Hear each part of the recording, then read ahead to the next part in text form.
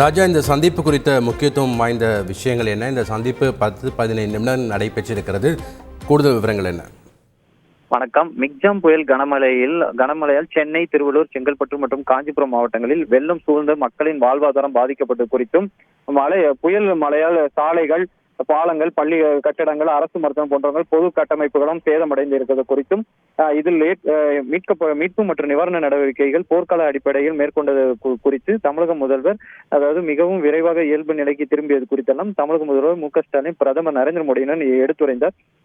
மேலும் மிக்ஜாம் புயல் கனமழையால் சென்னை மற்றும் சுற்றுப்புற மாவட்டங்களில் கடந்த 47 ஆண்டுகளாக இல்லாத கனமழை ஏற்பட்டு வெள்ள பாதிப்பையும், தென் மாவட்டங்களில் தற்போது வரலாறு காணாத வகையில் 100 ஆண்டுகளுக்கு இல்லாத கனமழை பெய்ததால் ஏற்பட்ட மதிப்புகளையும் கருத்தில் கொண்டு தேசிய பேரிடராக இதை அறிவிக்க வேண்டும் என்றும் தமிழக முதல்வர் மு.க.ஸ்டாலின் பிரதமர் நரேந்திர மோடியிடம் கேட்டுக் கொண்டிருக்கிறார்.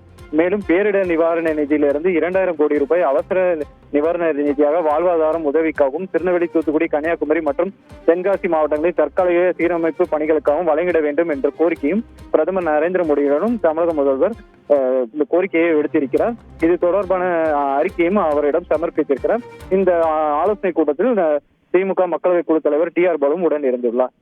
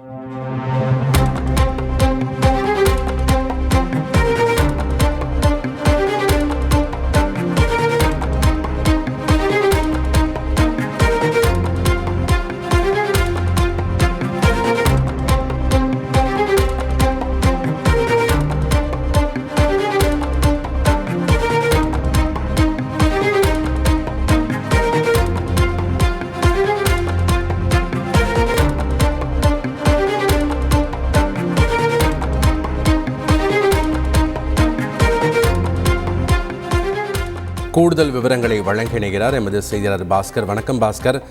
பிரதமர் மோடியுடன் முதலமைச்சர் மு.க.ஸ்டாலின் டெல்லியில் உள்ள பிரதமர் இல்லத்தில் இந்த சந்திப்பானது நடைபெற்றது. சுமார் 12 நிமிடங்கள் இந்த சந்திப்பு நடைபெற்றதாக தெரிகிறது. இதில் முக்கியத்துவம் வாய்ந்த விஷயங்கள் என்ன? இந்த சந்திப்பில் எந்தெந்த கோரிக்கைகளை முதலமைச்சர் வலியுறுத்தி இருக்கக்கூடும்? இது தொடர்பான அறிக்கை ஏதாவது வெளியிடுவாரா முதல்வர் தரப்பிலிருந்து? 3 கோரிக்கைகள் முன்வைத்திருக்கிறார். மிக்ஜாம் புயல் கனமழையால் சென்னை சுற்றுப்புற மாவட்டங்கள் பாதிக்கப்பட்டிருக்கிறது. அதே நேரத்தில் தென் மாவட்டங்களிலும் தற்போது வரலாறு காணாத மழையின் காரணமாக சுமார் 100 ஆண்டுகள் இல்லாத கனமழையின் காரணமாக பாதிப்பு என்பது ஏற்பட்டிருக்கிறது. சென்னை, திருவள்ளூர், காஞ்சிபுரம், செங்கல்பட்டு மாவட்டங்களில் ஏற்பட்ட பாதிப்பு, அதே நேரத்தில் தென் மாவட்டங்கள் தூத்துக்குடி, திருநெல்வேலி, கன்னியாகுமரி, தென்காசி உள்ளிட்ட மாவட்டங்களில் ஏற்பட்டிருக்கக்கூடிய இந்த பாதிப்பை சொல்லி இந்த பாதிப்புகளை தேசிய பேரிடராக அறிவிக்க வேண்டும் என்பதைத்தான் பாரத பிரதமரிடம் தமிழக முதலமைச்சர் மு.க.ஸ்டாலின் வலியுறுத்திக்கிறார். ஏற்கனவே 12,659 கோடி ரூபாய் நிவாரணம் வேண்டும் என்று நிரந்தர நிவாரணத்துக்காக கோரிக்கை முன்வைக்கப்பட்டிருந்தது. அதில் தற்காலிக நிவாரணமாக 7,033 கோடி ரூபாய் கோரிக்கை வைக்கப்பட்டிருந்தது.